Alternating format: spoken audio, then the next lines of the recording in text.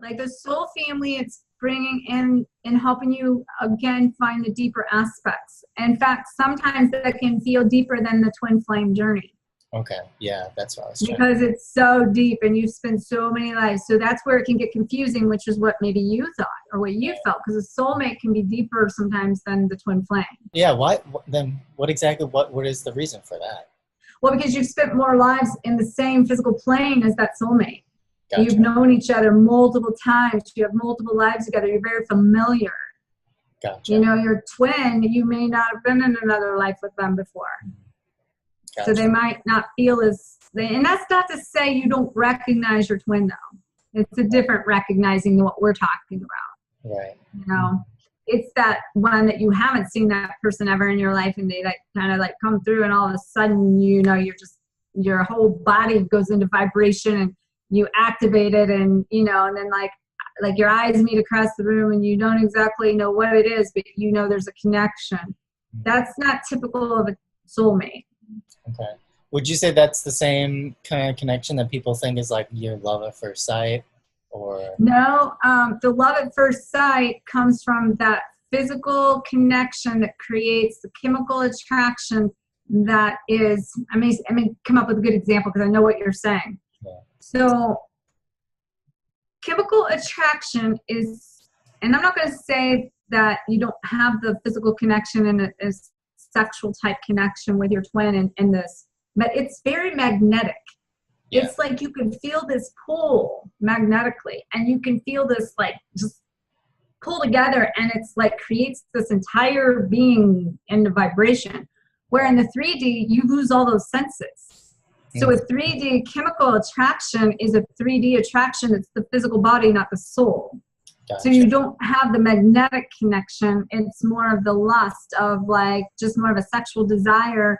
And I got to tell you, if you've been in the spiritual realm and you're trying to come back into that, you won't be able to like go back into that because it won't ever be the same again. Right, for sure. Mm-hmm. But that's where people also get confused. They also feel like that okay, that means they have to have their twin to always have that connection, and that's not the case. Right. You can still meet other spiritual partners in that same realm and have those same types of connections. Mm-hmm. So let's say, so after you've met your twin flame and you've kind of experienced that, if we all met our twin flames and had that same experience, what changes have happened? Like what change will happen, basically? This is why we are coming in waves and we're not coming in all at once. Because first of all, if we came in all at once, it would be so much combustion. I don't even think the planet could take it. We probably would, you know, create some kind of an energetic combustion of that amount of energy. Gotcha. Because when we come together, there really is an energy that's emitted and it's being housed in a collective housing of energy from the love vibration and the unconscious, not unconscious, but the unconditional love that's a unified field that we produce in our own hearts, that as we come together with the twin and this unconditional love creates the unified field that goes into the collective pool of energy. So we, like, literally, this has to be transitioned out. There's no way that amount of energy could come together at one time. And it's also to balance the harmony, and you got to realize at the same time we're trying to like dissolve, purify, transmute the negative low vibrational energy, the darker energy. So we got to like do it in these phases that we're like collectively clearing that as we're taking it up, because we couldn't just really take that amount of energy to go or like correct that amount of energy either. With this book and what you're doing now and helping people with your services, can you talk about like what exactly you do to help people in twin flames find each other? So like I teach people, first of all, if they want the ultimate relationship, that starts with them. So when somebody comes to me and they are in despair and they are in a place of so much pain, of the soul shock and the soul trauma, and their goal is, I got to have him, that's the abandonment and the codependency. And that's kind of where we have to start and say, okay, that is valid, okay, that you want them and you want to be with them, but until you can heal that within yourself, you can't have what it is you're seeking. So let's take this step back and you commit to you. And that's where I teach them to come into the harmony of themselves and to rebalance their own energy through a 3-step process of releasing their past, raising their energetic vibration, and reclaiming their life from a higher state of being. And I offer what I templated through the assistance with helping my true twin was creating a reboot your soul blueprint that then as the twin aspect came in, I called it reboot your twin soul blueprint, but it's all the same. And so it's just a matter of helping people take accountability, and like when they come to me and they're in that despair, they always come out of it finding themselves. So it's really about finding you and then recreating you. And that's how I help them do that. And I do that through a combination of energy reading, energy healing, and I also, in addition to that, channel guides and angels. And I've had over 20 years of like training in different vibrational medicine or energy techniques, but now I've actually formulated like stuff that I've been shown and asked to take all of this information, wisdom, and then guidance, and to create like energy techniques to help them do this. And how that brings it into play with their twin is because when they remove the idea that there's separation and they clear their own energetic blocks, that opens the space for their twin to come in. I mean, I've been in a session with somebody that hadn't talked to their twin in 4 years and get out of the session and they got a message from their twin. I mean, I'm serious. Like, or be in the middle of a session and they're getting messages in the middle of the session. Or, you know, just the list goes on. And then it really boils down to, and of course, there's no guarantees to that. You know, I don't claim that that happens, but it's really about the energy. Yeah. And when somebody lets go of the resistance to the idea that there's separation and lets go of what I teach people that's the intention behind the action and delivery of everything, including thought. So if you have the intention that you want them out of despair and that they need to fill you or complete you, then they're going to stay in separation because it's going to hold you to your agreement of finding yourself. And until you do, they're not going to come back into that space. Yes. Mm-hmm. But if the intention behind all of that is with unconditional love and saying, you know, I'm actually releasing them, that I hope they find the same thing I am.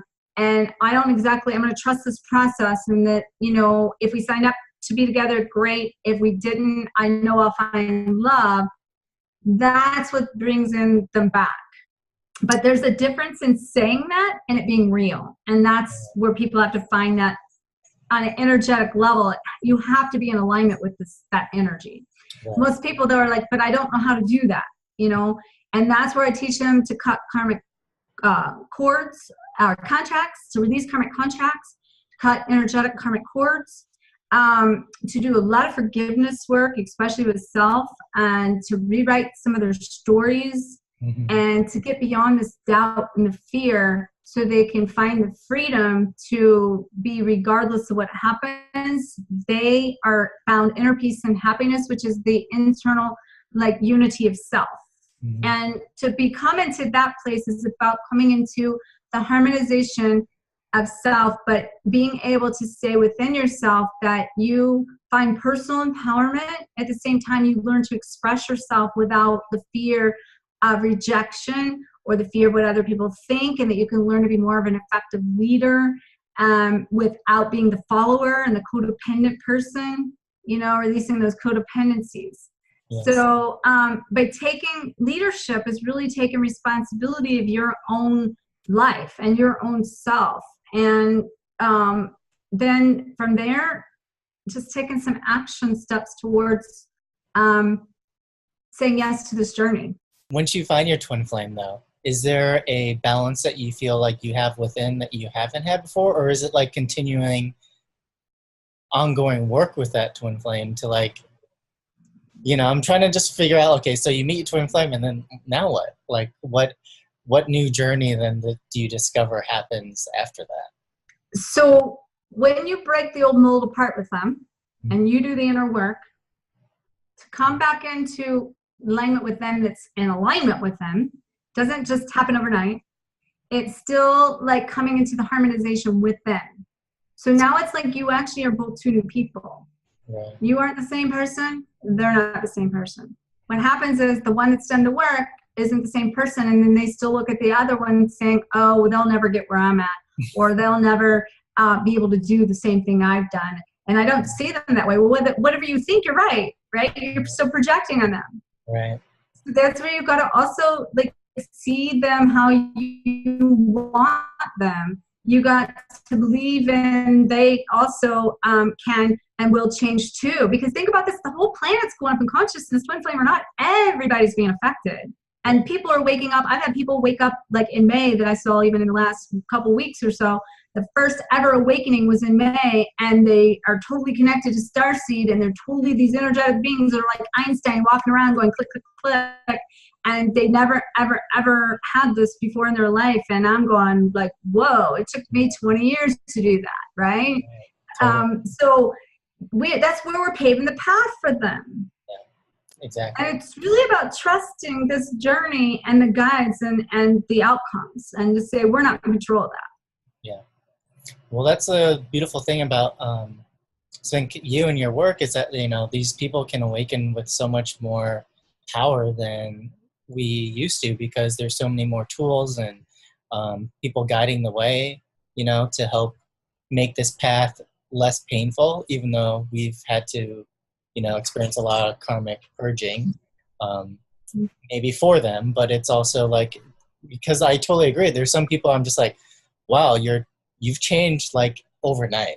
And you know, it's an amazing thing to see, but it is very like shocking how quickly it is happening for some people. But, you know, it goes to like, you know, way showers like you to kind of pave the way and make it easier for all these other people. So I just want to. And I got to tell you with my journey, because I've really been held back several times, and it makes me where I'm at now, seeing what the being into fruition of why I did it.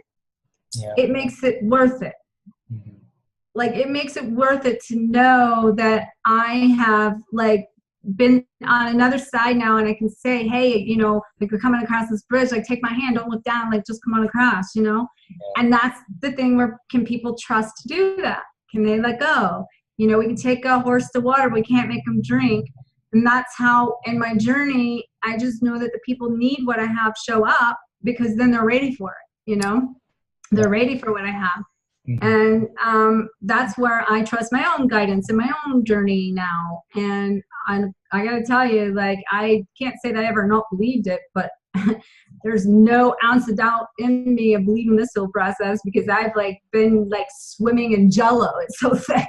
Yeah, for sure.